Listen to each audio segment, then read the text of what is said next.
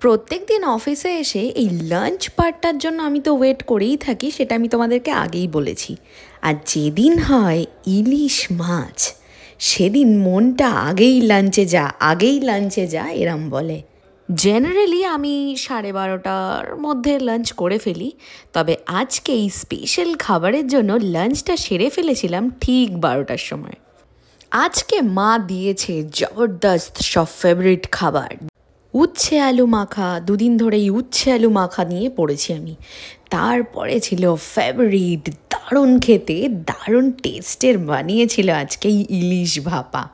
মাছের থেকে ডিমটা বিশাল বড় আর খেতে খুব সুস্বাদু। তোমাদের ইলিশ মাছের কোন পার্টটা ভালো লাগে? ওই পেটের তলতলে পিসটা, নাকি এরকম জাম্বো ডিম? আজকের পর্ব এখানেই শেষ, দেখা হবে অন্য দিন। টাটা।